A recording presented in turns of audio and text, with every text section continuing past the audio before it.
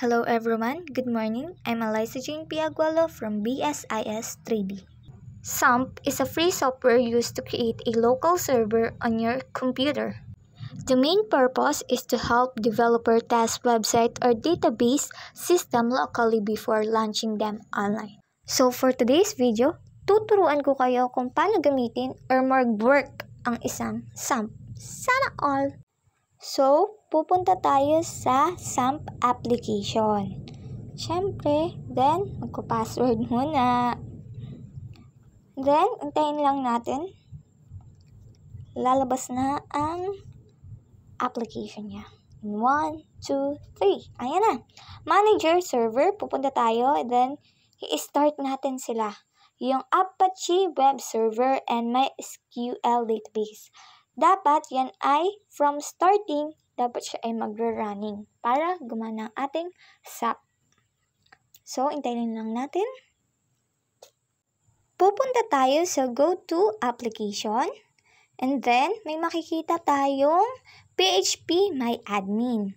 And then, pupunta tayo ng New para maggawa ng panibagong database name.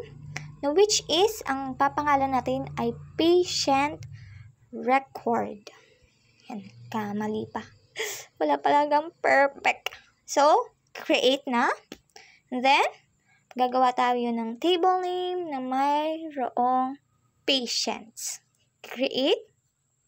Then, next is MySQL. So, next is mag-create daw tayo doon sa table na may pangalan na patients na naka-include doon or yung mga row na pangalan ay i-include natin or yung pangalan. Yeah. Then, meron tayong nakapaloob na patient ID. So, si patient ID is integer. So, siya ay automatic increment.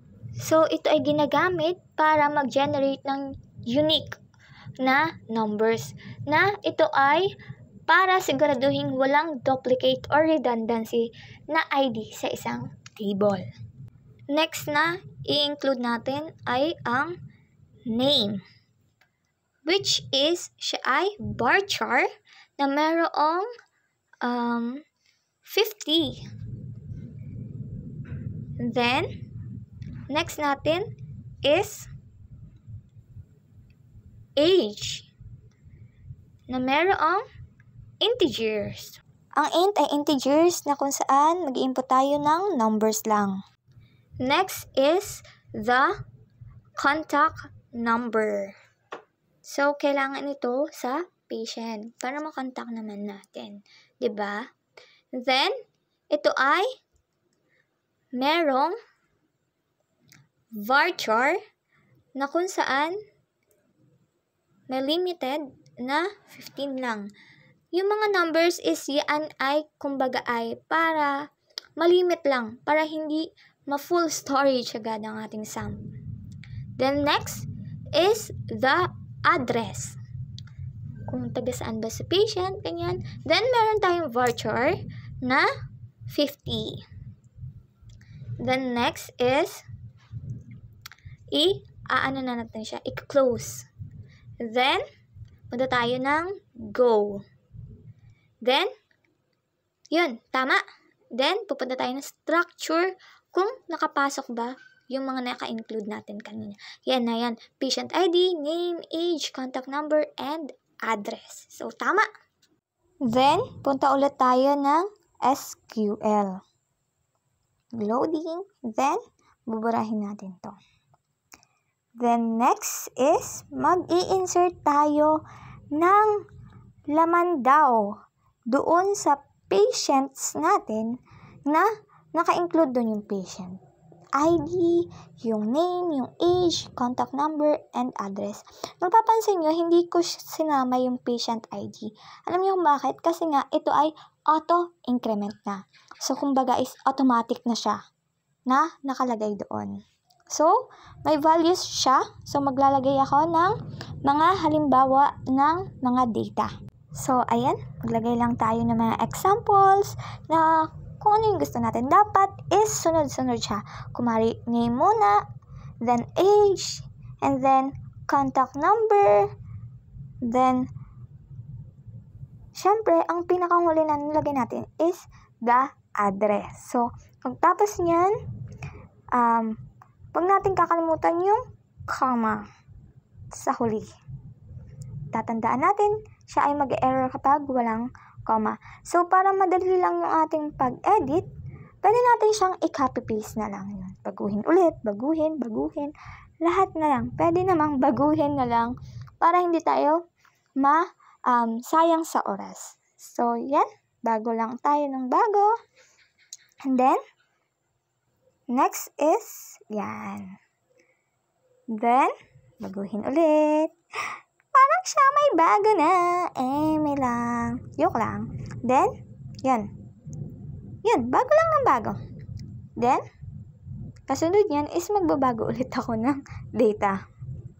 So, yun.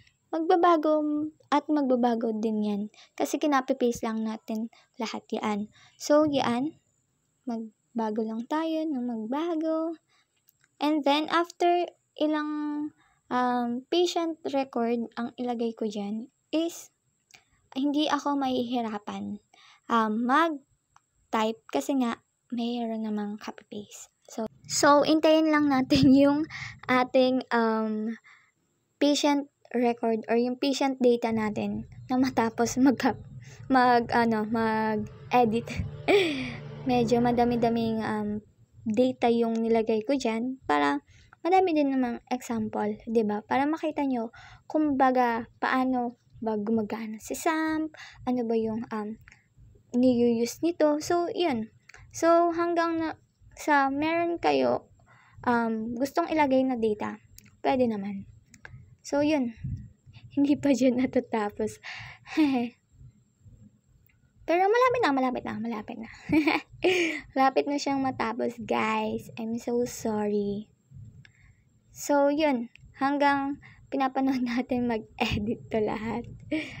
So, yun. Medyo marami akong nilagay, kaya medyo matagal-tagal tong video na to. Kasi nga, gusto ko is maraming data. Wala, gusto ko lang. Kaya yun, matagal. Then, next is copy-paste ulit natin. And then, rename natin kung anong gusto natin. Then, next is yan. Ano lang. Mag-ano lang tayo. Yan. Medyo mahaba-haba tong video nang dahil dito. Wala lang. Gusto ko lang madaming data. Then, yun. Palitan natin ang barangay. San Antonio. And then, pagtapos niyan, and then the last is, isip tayo ng pangalan na. Yun. Ang last is si Francis Ramores. Then, natin. Lagyan natin ng 19 na age. Wow, batang-bata. And then, after that is magkakaroon tayo ng barangay kung taga saan itong taong ito. Yan, natapos ng ating data na nilalaman. So, pagkatapos nito is i-go natin kung pumasok ba, kung tama ba yung pinaglalagay natin. So, naka-browse siya. Ayan na. Ayan na yung patient ID, oh. Naka-auto-increment kasi siya ay primary key. And then next, punta tayo sa SQL. Mag-create tayo ng panibagong table. Kumbaga, panibagong table yan na merong nakalagay na table name na medical records. Na naka-include doon yung record ID. Re-record natin yung kanilang ID. Then next, siya ay naka-integer. So, siya ay automatic or auto-increment. Then, siya ay primary key din. Then next is the patient ID. Ito ay merong integer.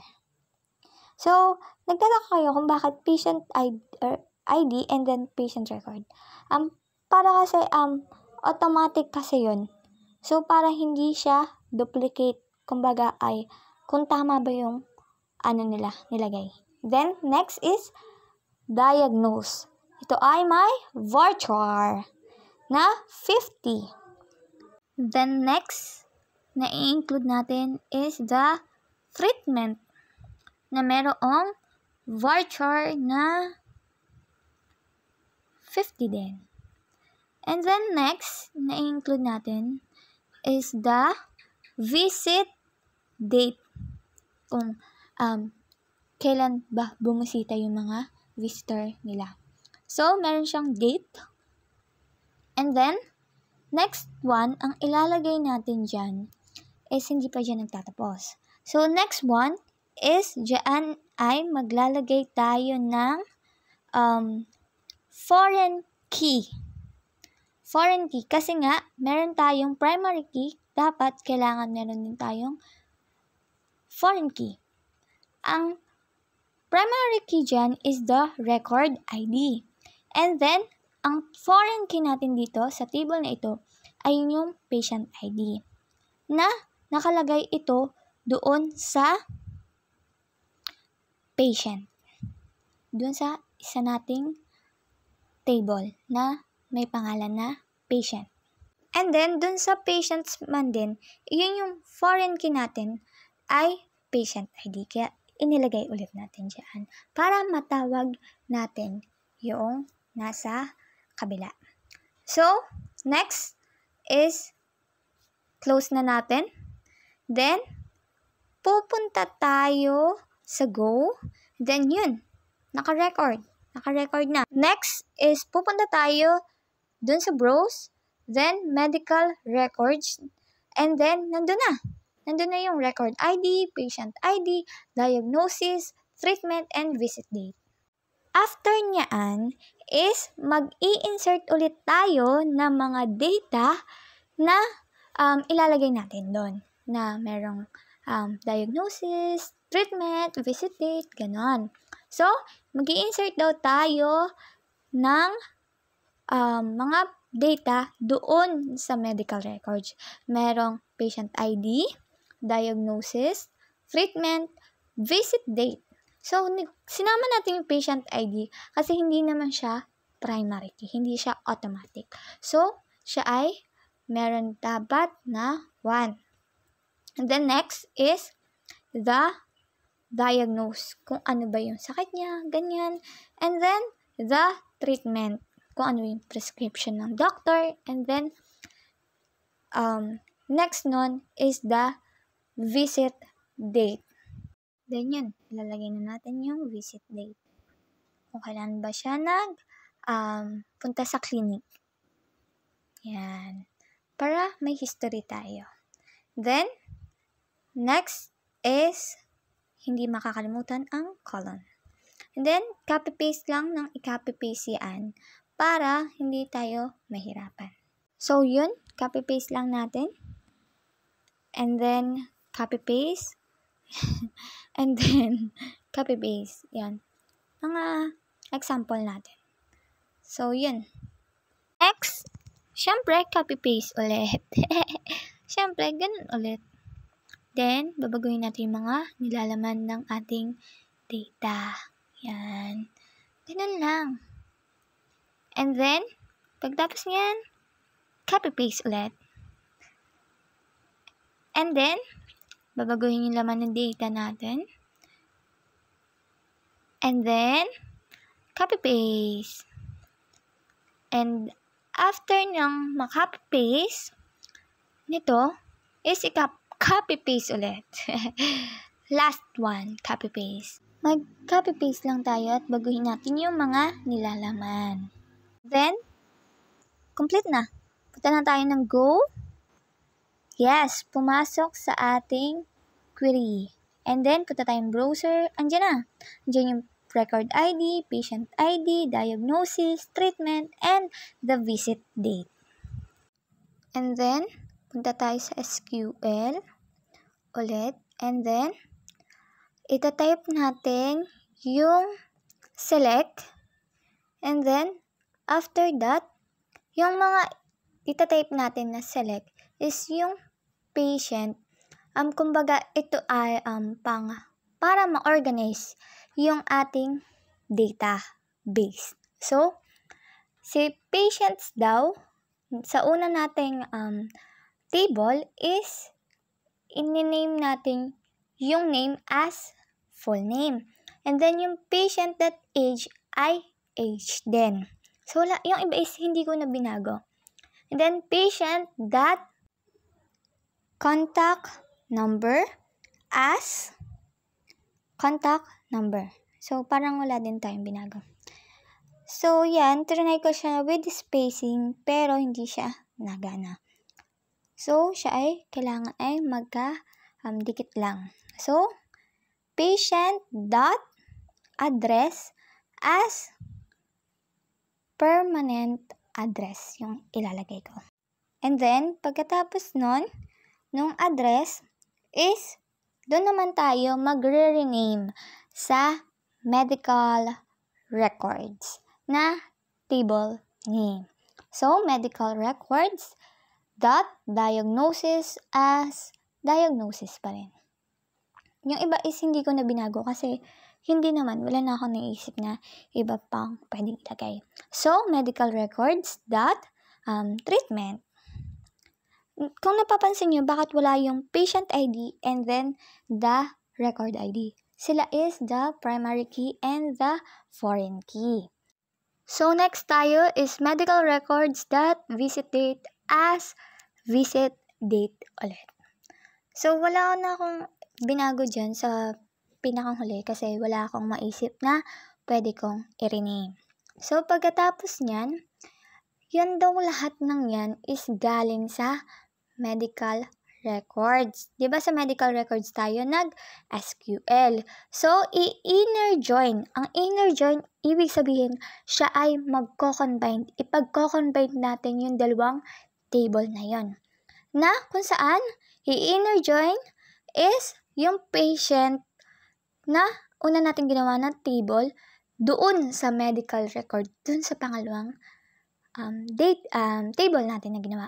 And then, pagkatapos nun, is andito na naka-include yung patient ID na equals, kumbaga, patients.patient ID. So, ayan, na yan silang dalawa. So, pagtapos nun, is i-go na natin.